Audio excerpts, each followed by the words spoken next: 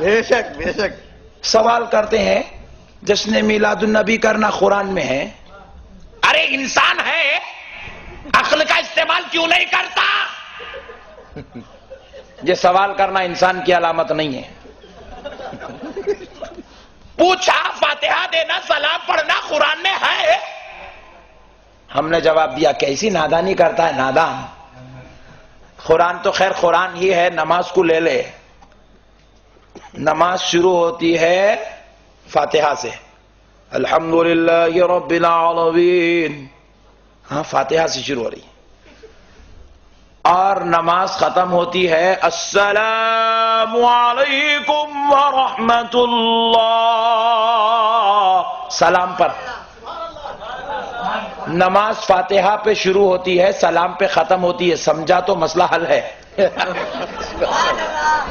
سبحان اللہ. یہ فاتحہ اور سلام کے بیچ میں سجدے بھی ہے، رکوع بھی ہے، قیام بھی ہے، تشہد بھی ہے. اگر کوئی رکعت نہیں باندھا، سورہ فاتحہ نہیں پڑھا، الف لام میم سے پڑھ کے والناس تک پوری پڑھ لیا، تو پیچھے سے مؤذن صاحب بولتے قبول ہوئی چ نہیں. فاتحہ نہیں پڑھا نا، قرآن پوری پڑھ لیا، فاتحہ نہیں پڑھا، نماز نہیں ہوتی.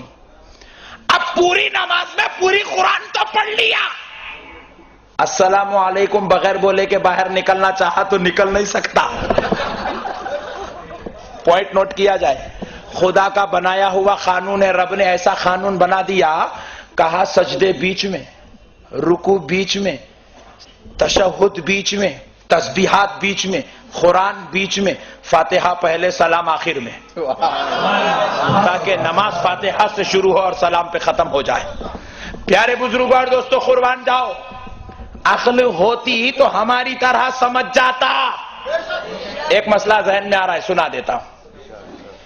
ایک صاحب بولے مل صاحب آپ لوگ تو پورے کھانے کو پیدا ہوئے. میں نہیں سمجھا تھا کڑپا کا ماحول اتنا بہترین ہے. آپ لوگ تو زندہ قوم ہے. پیارے بزرگوں اور دوستو، اب شرارت میں تھی وہ جملے تو میں نے بھی محبت میں جواب دے دیا، جی ہاں میاں، کھانا خوب کھانا جنتیوں کی علامت ہے. سبحان اللہ. ارے کامل صاحب نئی ٹیکنیک بیان کر دیا. بولے جیسا سوال ویسا جواب، اب قرآن حدیث نہیں پوچھنا بیچ میں. بولے مول صاحب اب تک تو ہم سنے تھے کہ جو نماز پڑھتا ہے وہ جنت کو جاتا ہے، جو روزے رکھتا ہے وہ جنت کو جاتا ہے، جو حج کرتا ہے وہ جنت کو جاتا ہے، اور آپ کہہ رہے کھانے والا جنت میں جاتا ہے. تو میں نے کہا بے شک نمازی، عابد، زاہد، متقی، پرہیزگار تو جنت میں جائیں گے، ساتھ میں کھانا کھانے والے 11ویں کا کھانا، 12ویں کا کھانا، رجب کے کنڈے، معراج کا کھانا، شب قدر کا کھانا، پوروں کی فاتحہ ختم ہو جائے تو پھر اپنے دادا کی، پھپھا کی، خالو کی، ماموں کی فاتحہ کا کھانا.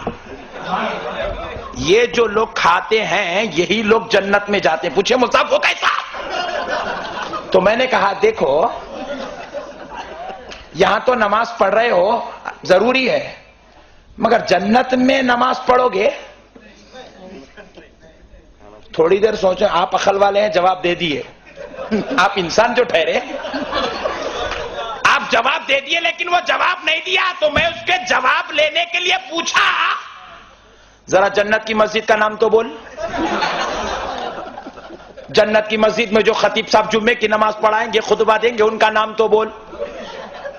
جنت کے اندر جو اذان ہوگی، اذان کے کلمات کیسے ہوں گے، اذان دینے والے مؤذن کا نام کیا ہوگا.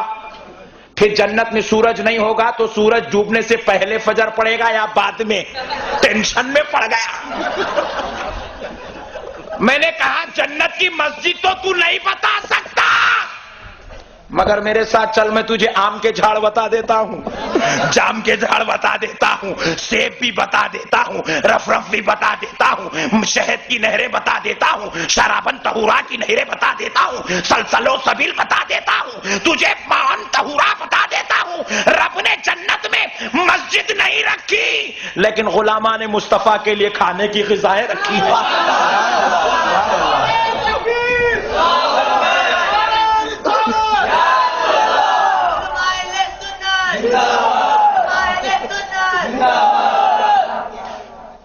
تو میں نے کہا اسی لیے ہم لوگ پریکٹس کرتے ہیں. ہماری خدمت میں کھانا ہی کھانا لکھا ہوا ہے. دنیا میں بھی کھائیں گے, سرکار کے صدقے میں خبر میں بھی کھائیں گے, ان کی آل پاک کا صدقہ ان کے نواسوں کی نگرانی میں جنت میں بھی کھائیں گے. کھانا ہے کہ نہیں ہے بھائی؟ تو پھر اب 11ویں کی فاتحہ گھر میں کل دلاؤ. جو دلا دیے گڈ, جو نہیں دلائے کل دلا دو. پیارے بزرگ اور دوستو, دلاتے رہنا چاہیے. سرکار کا صدقہ کھاتے رہے, کھلاتے رہے, اس سے بڑی بات اور کیا ہو سکتی ہے؟